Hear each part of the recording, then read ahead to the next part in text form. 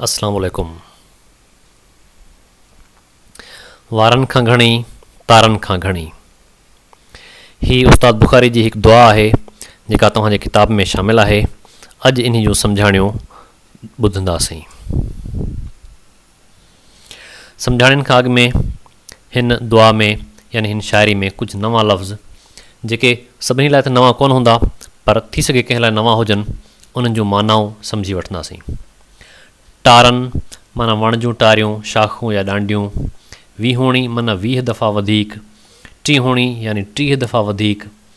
उल्फत माना मोहबत। भूरे माना साफ़ रंग वारे, गोरे रंग वारे। खारे यानी लूण जहिड़ो ज़ाइको, जंहिंजो लूण जहिड़ो ज़ाइको हुजे या कड़ो हुजे या अणवणंदड़ हुजे। दाना माना अकुलमंद, दानाई वारो, समझदार। नादान माना बेअकुल, बेसमझ, जंहिंमें दानाई न हुजे। हाणे अचूं था बैतनि ॾांहुं।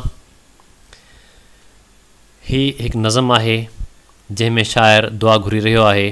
कुझु हिन तरह चवे थो: वारनि खां घणी तारनि खां घणी, वण टिण गुल फुल टारनि खां घणी, बरसाति फुड़ियनि खां वीहोणी, वारी जे कणियनि खां टीहोणी, इंसाननि जे लाइ उल्फत ॾे।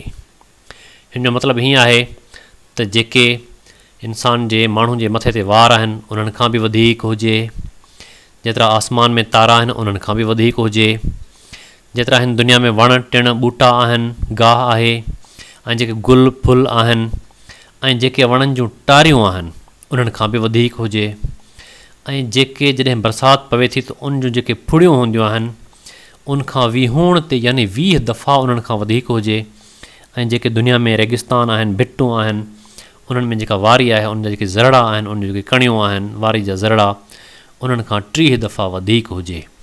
हाणे हिननि मछनि सभिनी ॻाल्हियुनि जो मतिलबु इहो आहे त तमामु घणी, एतिरी घणी जो बेशुमार, जंहिंजो को अंदाज़ न हुजे, जंहिंजो को ॻाणेटो न हुजे। ऐं आख़िर में चवे थो त इंसाननि जे लाइ उल्फत ॾे। इहा अलाह साईं खां दुआ थो घुरे। हिन जो जेकॾहिं मुख़्तसर मतिलबु असां कढंदासीं त उहो आहे त इंसाननि जे लाइ मुंहिंजी दिलि में बे इंतिहा मोहबत पैदा कर।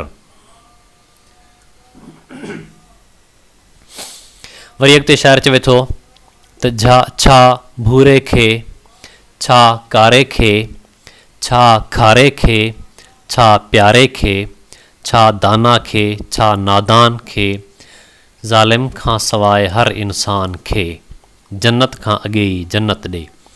हाणे ही जेके बि हिन ख़ासियतूं शाइर बयानु कयूं आहिनि, इहे इंसाननि जूं ख़ासियतूं आहिनि। छा भूरे खे माना चाहे को रंग जो भूरो हुजे। वरी चवे थो छा कारे खे माना को रंग जो कारो हुजे। खारे खे माना को अणवणंदड़ हुजे, जंहिंजी शिकिल सुठी न हुजे।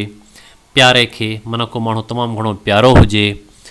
छा दाना खे माना को अकुलमंद हुजे भले, चाहे बेअकुल हुजे, सियाणो हुजे या चरियो हुजे, सभिनी खे। पर आख़िर में चवे थो ज़ालिम खां सवाइ हर इंसान खे, माना सिर्फ़ु ज़ालिम खे न, बाक़ी हर इंसान खे जन्नत खां अॻे ई जन्नत ॾे। हाणे जन्नत तॾहिं मिलंदी आहे जॾहिं इंसान मरी वेंदो आहे ऐं आख़िरत में हिसाब किताब थींदो, उनखां पोइ जन्नत मिलंदी या जेको बि फ़ैसिलो थींदो।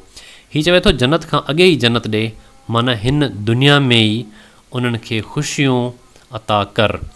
हाणे हिन में चवे थो हिन जो मुख़्तसर मतिलबु इहो आहे त दुनिया में जेके बि माण्हू आहिनि उन्हनि मां जेके ज़ालिम आहिनि उन्हनि खां सवाइ सभिनी खे हिन दुनिया में ख़ुशियूं अता कर।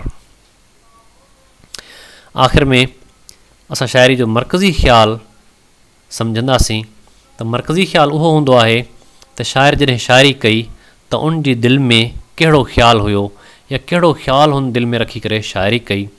त हीअ 2 ख़्याल हिन शाइरी पढ़ण सां हीअ 2 ख़्याल ज़हन में अचनि था त शाइर जे ज़हन में हीअ 2 ख़्याल हुआ त हिकु त इंसाननि जे लाइ दिलि में मोहबत पैदा करणु, ॿियो ज़ालिम खां सवाइ हर कंहिंखे दुनिया में ख़ुशियूं अता करणु। शाइर इन्हनि 2 शयुनि जी दुआ घुरी रहियो आहे।